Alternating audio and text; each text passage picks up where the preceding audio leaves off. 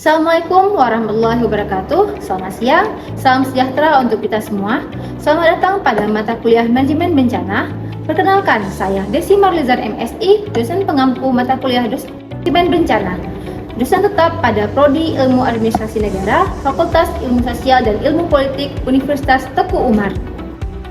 Video pembelajaran ini saya susun sebagai salah satu bentuk inovasi pembelajaran sekaligus untuk memenuhi salah satu prasyarat sertifikasi dosen gelombang 1 tahun 2026 melalui pernyataan diri dosen dalam unjuk kerja Tridharma Perguruan Tinggi atau PDD UKT-PT pada aspek pelaksanaan pengajaran.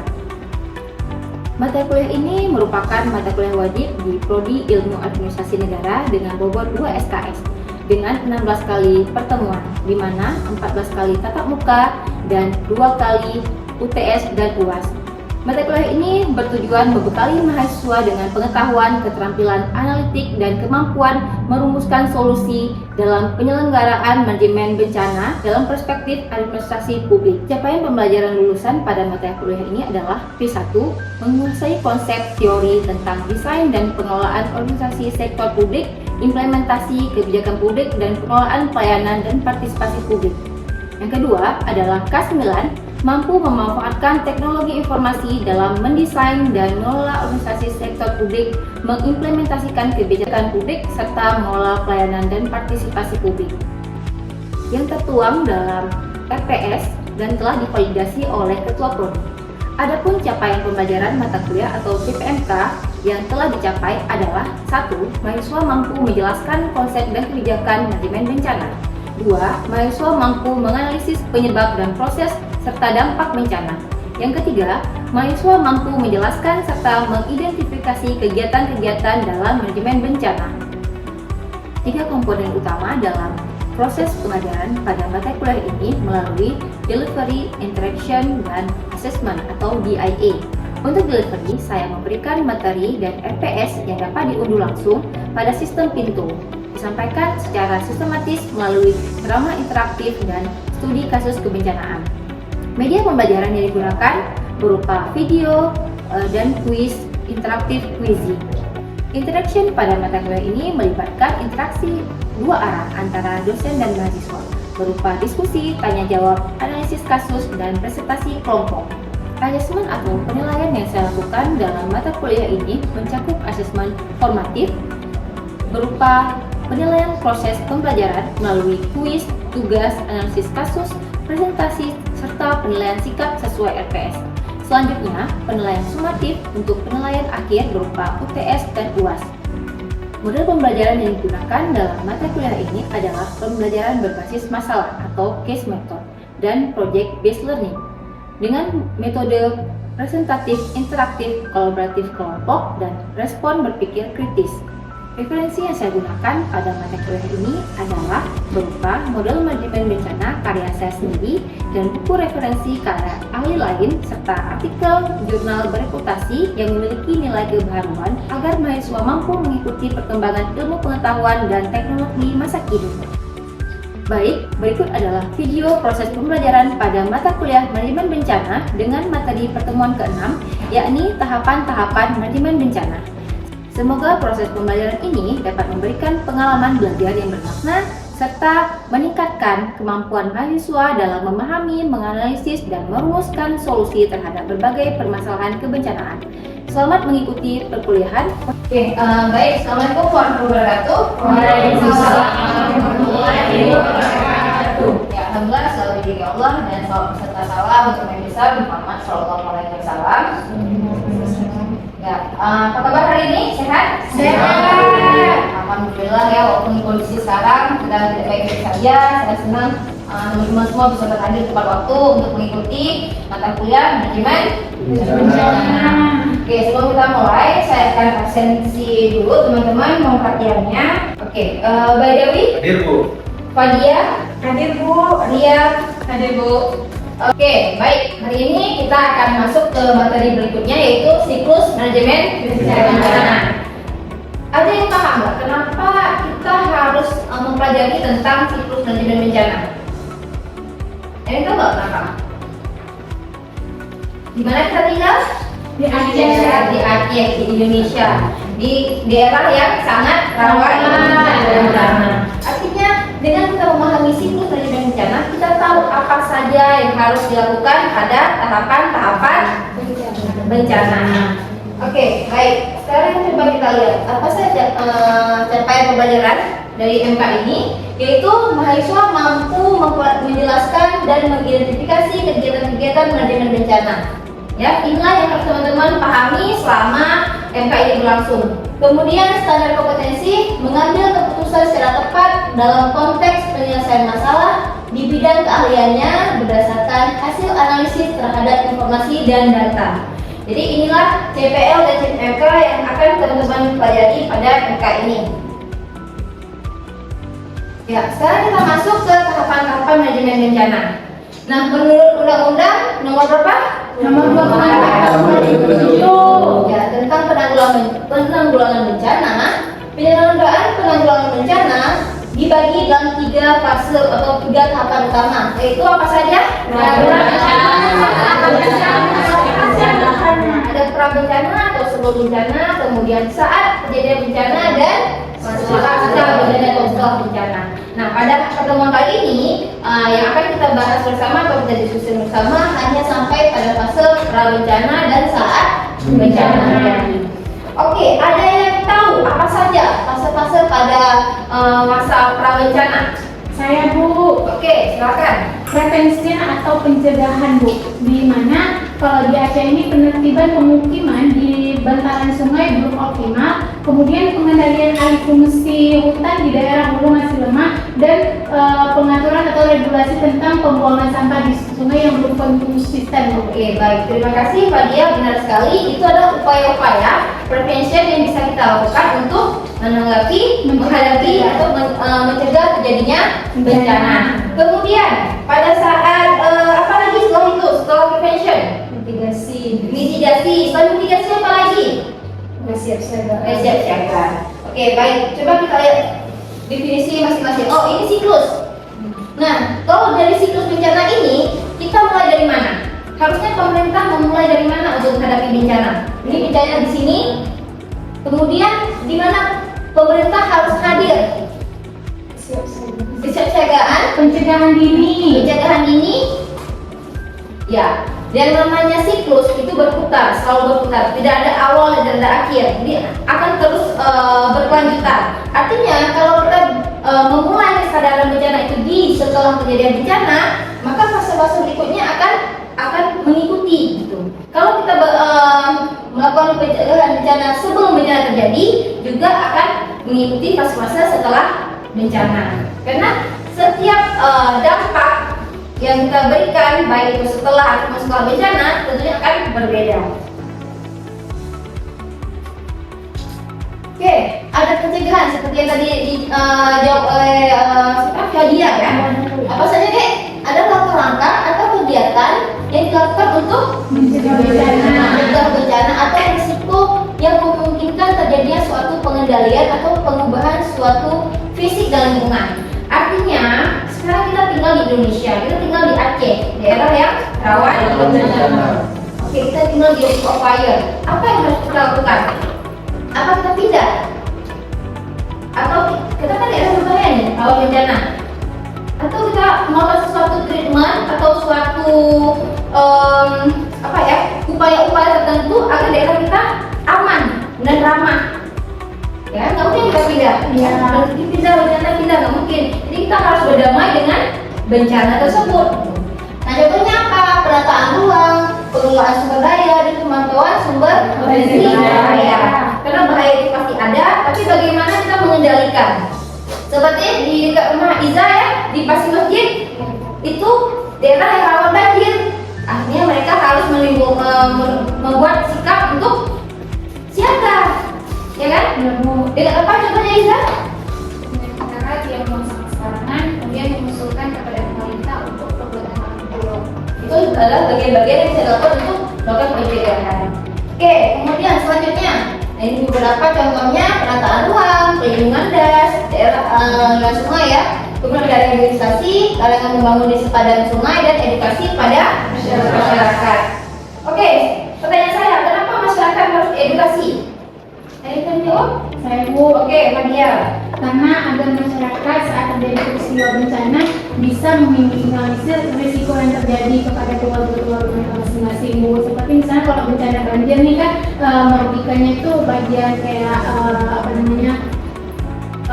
rumah mereka kan jadi hancur, pakaian, tangan gitu. Oke, coba ulangi lagi biar teman-teman yang lain dengar. Jadi Bu, kenapa sih penting diedukasi kepada masyarakat? Karena masyarakat yang mengetahui cara pencegahan ini bisa lebih awal untuk meminimalisir resiko yang akan terjadi Bu. Seperti itu. Di antaranya contohnya nih Bu, kalau misalnya ada banjir, seperti misalnya di kelas masjid ini, sebelum terjadinya banjir ini masyarakat udah duluan, kalau misalnya airnya segini nih Bu, mereka udah duluan untuk angkat barang-barang ke lotengnya gitu. Oke, baik, terima kasih. Nah, nanti teman-teman akan memilah sendiri. Itu benar, adalah kegiatan-kegiatan atau sebelum bencana terjadi. Tapi ada tahapan-tahapannya. Prevention itu ada terbagi dua lagi, ya. Ada mitigasi, ya, dan juga kesiapsiagaan. Nanti teman-teman akan lihat di mana mitigasi, di mana kesiapsiagaan. Oke, apa itu mitigasi? Pencegahan, ya. Tapi ini adalah upaya untuk mengurangi risiko yang ditimbulkan oleh bencana jika bencana terjadi. Nah, kegiatan difokuskan pada pengurangan dampak dari ancaman sehingga mengurangi kemungkinan dampak negatif bencana. Jadi ada dua, ya. Mitigasi itu bagi dua, yaitu ada struktural dan non struktural. Oke, ada yang tahu? Nabila, apa itu mitigasi struktural? Mitigasi struktural itu kan mitigasi yang melalui pembangunan itu Bu.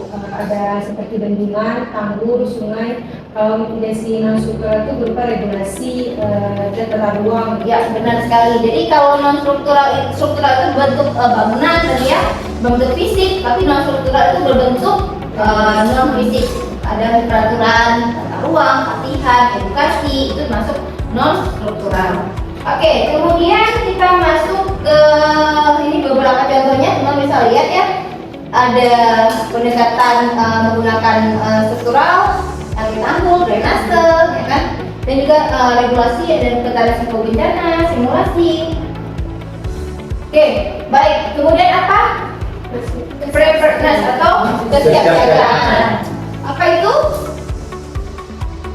Perkiraan tentang kebutuhan yang akan timbul jika terjadi bencana dan memastikan sumber daya untuk memenuhi kebutuhan tersebut. Nah, bagaimana kita yang sudah hidup di kawasan yang memang rawan bencana, kita tahu apa yang harus kita lakukan. Tadi kita coba dengan mitigasi, kita mengurangi dampak. Tapi kalau memang daerah kita memang benar-benar pasti kena bencana, seperti masjid tadi, apa yang kita lakukan? Otomatis kita punya balai pengungsian, ya kan? Oke, ada di sini yang ingin bertanya? Ada teman-teman yang ingin bertanya sampai ini sejauh ini? Oke. Boleh suaranya lebih besar lagi? Apakah prevention dengan mitigasi itu sama? Apakah? Prevention dengan mitigasi itu sama? Oke, apakah prevention dan mitigasi itu sama? Ada yang bisa bantu jawab? Oke, boleh. Jadi prevention itu adalah berusaha untuk mencegah dari terjadinya bencana. Kalau mitigasi itu dilakukan untuk mengurangi dampak dari bencana tersebut. Oke, benar. Jadi sama-sama di fase sebelum bencana, tapi berbeda adalah satu mencegah bencana itu terjadi, itu prevention, dan mitigasi kita lakukan agar tidak terjadi bencana. Walaupun memang ada potensi bencana, tapi mengurangi jangan terlalu parah dampaknya. Oke, next kita lanjut lagi ke beberapa contoh preparedness yang bisa dilakukan ya, simulasi, jalur evakuasi, kemudian penyediaan posko logistik, pelatihan dan koordinasi dengan BPBD. Oke, kemudian ada early warning. Apa itu early warning? Sistem peringatan dini. Kalau dalam bahasa undang-undang adalah serangkaian kegiatan pemberian peringatan sesegera mungkin pada masyarakat tentang kemungkinan terjadinya bencana oleh pihak yang berwenang. Ya, apakah kita boleh memberikan informasi pada masyarakat? Boleh. Boleh? Nggak boleh? Apakah kita pihak berwenang? hanya boleh dilakukan oleh pihak yang berwenang, yaitu siapa? BMKG, ya kan? BPBD, kemudian ada juga dinas terkait, ya kan, yang berkaitan dengan pemberian early warning. Nah, apa tujuan diberikannya early warning ini? Yaitu untuk mengurangi korban jiwa. Jelas ya, sudah ada waktu mereka diberikan early warning sebelum itu terjadi, mereka bisa melakukan evakuasi, menyelamatkan diri, ya kan? Kalau ada banjir, mungkin mereka bisa angkat-angkat barang-barangnya dulu ke tempat yang tinggi, yang aman. Kemudian meminimalkan kerugian harta benda. Jadi di bencana ini kita tidak hanya berbicara masalah jiwa saja, tapi juga harta benda dan kerugian. Kemudian mempersiapkan respon darurat. Artinya teman-teman sempat untuk melakukan apa yang harus dilakukan kalau bencana itu terjadi. Nah, responnya apa? Evakuasi, SAR, posko, kemudian pelayanan kesehatan. Yang paling utama di fase early warning system ini adalah teman-teman mampu untuk menyelamatkan jiwa manusia. Itu yang penting kita lakukan. Bukan harta, bukan yang lain, tapi adalah jiwa manusia. Nah, ini adalah lembaga-lembaga yang berwenang untuk memberikan early warning system. Kalau tsunami siapa? BMKG. Berupa apa biasanya? Sirene. Sebelum sirene, pernah nggak dapat pesan WhatsApp? Pernah. Ada pesan SMS yang berkaitan dengan informasi telah terjadi gempa di kota sekian, di daerah mana, ya kan, berpotensi tsunami ataupun tidak. Itu diberikan oleh lembaga yang berwenang. Gempa bumi juga seperti itu. Kemudian ada juga aktivitas gunung berapi oleh lembaga Pusat Vulkanologi dan Mitigasi Bencana Geologi. Kemudian ada bencana banjir dan tanah longsor. Itu juga ada baik itu BPBD ataupun komunitas lokal. Kenapa komunitas lokal boleh terlibat? Tentunya komunitas lokal yang sudah terpercaya, seperti dia tahu yang pakai radio itu Rapi, ya kan?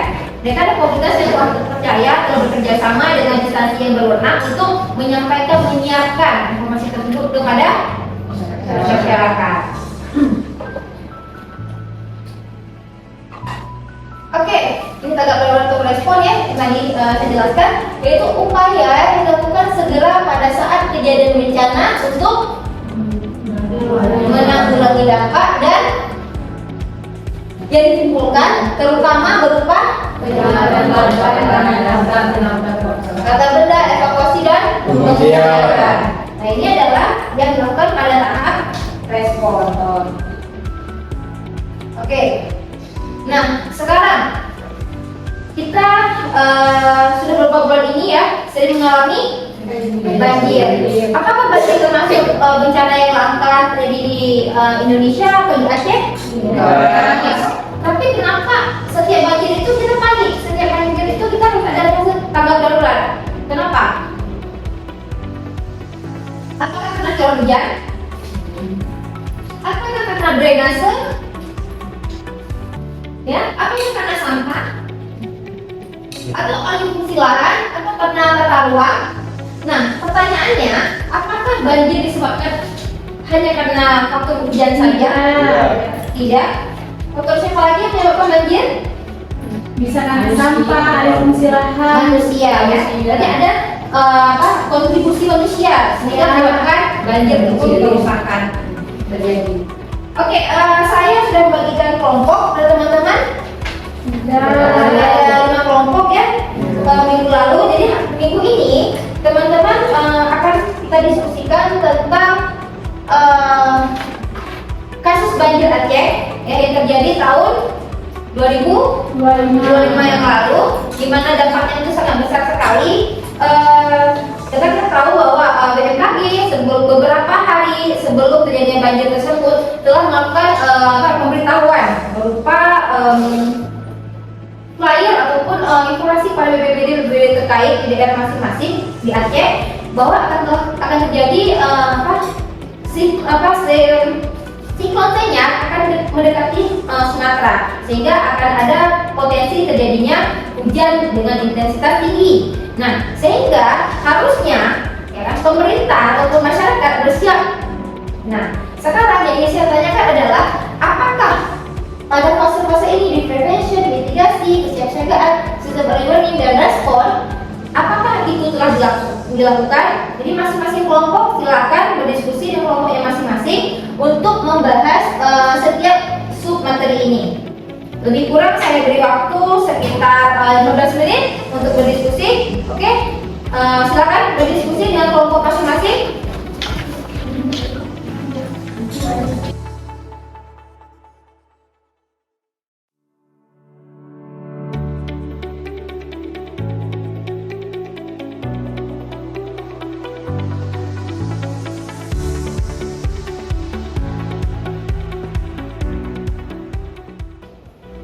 Ya, baik teman-teman, sudah cukup waktu diskusinya.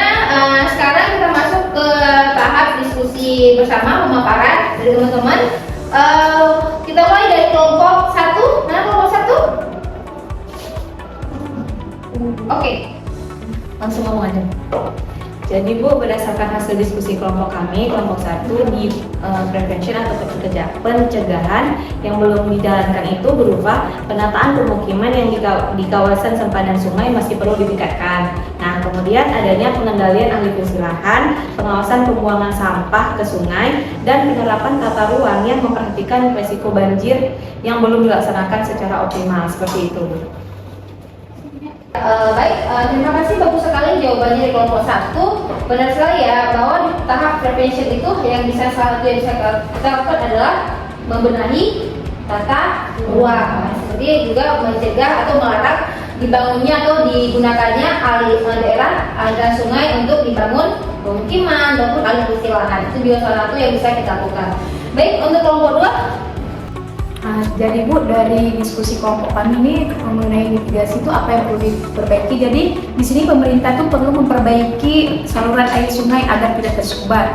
Terus juga selain itu juga untuk tanggul tuh yang rusak tuh perlu diperbaiki juga. Terus juga harus penanaman pohon di daerah hulu serta untuk ditingkatkan itu dibuat tempat penampungan air seperti kolam retensi dan sumur resapan. Terus juga di sini dengan begitu kan air hujan tuh tidak meluap dan risiko banjir itu bisa lumayan berkurang.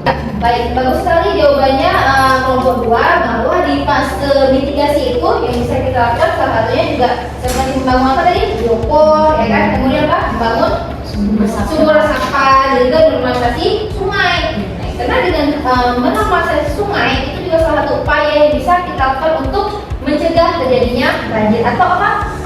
Paling tidak dampak banjir itu bisa berkurang, jadi tidak lagi membanjiri lebih jauh daripada pemukiman penduduk. Oke, baik, selanjutnya kelompok 3. Setelah kami melakukan diskusi bersama teman kelompok kami memberikan beberapa hal yang perlu dilakukan masyarakat dalam melakukan kesiapsiagaan dalam menghadapi bencana ini. Yang pertama itu adalah masyarakat perlu melakukan simulasi evakuasi banjir. Yang kedua adanya pembentukan desa tangguh bencana ataupun sering disebut dengan destana. Selanjutnya ada penyusunan jalur dan peta evakuasi agar memudahkan masyarakat untuk mengambil langkah pasca terjadinya bencana tersebut. Selanjutnya ada pelatihan relawan dan juga ada penyediaan perahu karet dan logistik. Selanjutnya ada perlu dilakukannya edukasi kepada masyarakat dan sekolah. Bagus sekali kelompok 3 ya. Tadi Baidawi mempresentasikannya dengan sangat bagus sekali, bahwa salah satu yang dilakukan oleh masyarakat itu adalah apa? Menyiapkan kebutuhan pribadi. Jadi masyarakat juga jangan terlalu bergantung pada pemerintah. Jadi masyarakat juga harus siap dengan misalnya menyiapkan perahu karet, jalur evakuasi, logistik. Jadi kita harus ingat bahwa bencana ini tanggung jawab bersama, tidak hanya bulan 100% bergantung pada pemerintah, masyarakat juga harus memiliki kesadaran dan kewaspadaan bersama. Oke, baik. Selanjutnya kita ke kelompok berikutnya. Baik Bu, terima kasih. Dari hasil diskusi kelompok kami itu terkait bagaimana sistem peringatan dini. Sistem peringatan dini itu ada pemantauan tinggi muka air sungai, kemudian informasi BMKG tentang curah hujan ekstrim, kemudian penyebaran informasi melalui BPBD, Sirine, grup WhatsApp desa, radio komunikasi, kemudian pengeras suara masjid itu juga ada, kemudian media sosial pemerintah daerah. Ya, baik, benar sekali yang disampaikan oleh kelompok 4 bahwa di fase penyampaian sistem peringatan ini kita juga bisa melakukan dari skala lokal seperti apa? Menggunakan sirine di masjid ataupun menasa, untuk menyampaikan informasi tersebut. Atau juga zaman dulu ingat nggak pakai pentongan? Iya. Nah, saya memberitahu ya kan, waktu bakaran ketok-ketok aja semua orang fokus dan datang membantu. Nah itu juga suatu kearifan lokal yang sebenarnya sangat bagus untuk terus dilestarikan dan dijaga ya. Karena kalau ingat ya, kalau kita berharap pada internet, pada HP yang listrik mati, wassalam ya. Ya baik. Kemudian untuk yang tahap terakhir penanganan saat banjir itu saat respon bagaimana? Apa yang dilakukan? Melakukan koordinasi antar lembaga. Jadi bencana ini tidak bisa ditangani oleh satu bidang ilmu saja atau satu lembaga saja, tapi butuh koordinasi. Ada di BPBD di situ, TNI Polri, SARS, ya kan? Kemudian ada lagi apa? TNI Polri, PNI ya benar sekali. Dan juga kalau di kita punya UKMPK ya, satu UKM yang bergerak di bidang kebencanaan yang juga akan terjun langsung untuk membantu masyarakat. Nah, baik teman-teman, dapat kita simpulkan dari diskusi yang teman-teman lakukan tadi dan juga dari materi yang kita paparkan bersama tadi bahwa pada tahap prevention adalah tahapan untuk mencegah banjir. Artinya kita berupaya bagaimana banjir itu tidak terjadi. Nah, kemudian pada saat mitigasi apa? Banjir dampaknya. Jadi banjirnya tetap terjadi, tapi kita usahakan bagaimana dampaknya seminimal mungkin, serendah mungkin, sekurang-kurangnya jangan korbannya itu jangan banyak. Ya, itu yang harus dilakukan di fase mitigasi. Kemudian preparedness, ya, bagaimana menyiapkan masyarakat. Bertahu daerah kita banjir, ya kan, kita bersiap seperti kata kelompok 3 tadi menyiapkan logistik, ya kan, kemudian apa perahu karet, ya kan, di daerah-daerah yang dampaknya besar. Kemudian apa lagi tadi? Balai pengungsian, ya kan, itu hal-hal yang harus dilakukan di tahap preparedness. Kemudian early warning, memberi peringatan oleh siapa? Oleh pihak yang berwenang. Jadi tidak sembarang informasi boleh. Jadi apalagi zaman sekarang banyak berita-hoax, nah itu tentunya harus pada lembaga-lembaga yang terpercaya.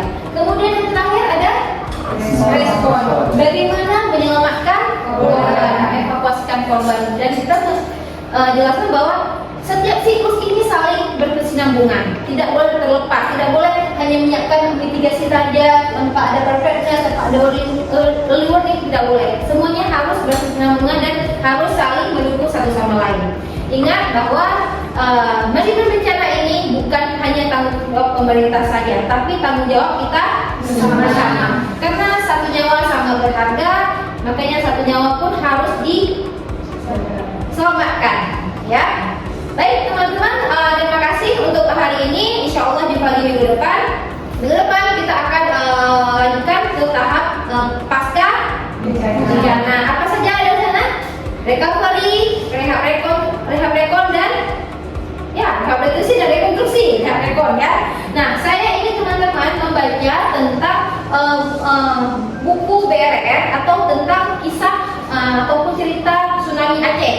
Bagaimana Aceh build back better after tsunami. Ya, baik teman-teman, terima kasih untuk hari ini. Sampai jumpa. Kelas saya akhiri. Assalamualaikum warahmatullahi wabarakatuh. Waalaikumsalam warahmatullahi wabarakatuh.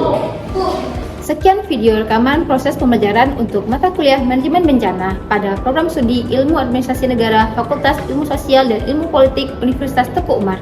Video ini digunakan sebagai salah satu syarat penyusunan dokumen pernyataan diri dosen dalam unjuk kerja Tridharma Perguruan Tinggi atau PDD UKT-PT, sertifikasi dosen gelombang 1 tahun 2026.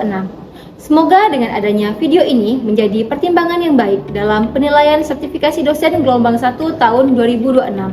Akhir kata dari saya, Assalamualaikum warahmatullahi wabarakatuh.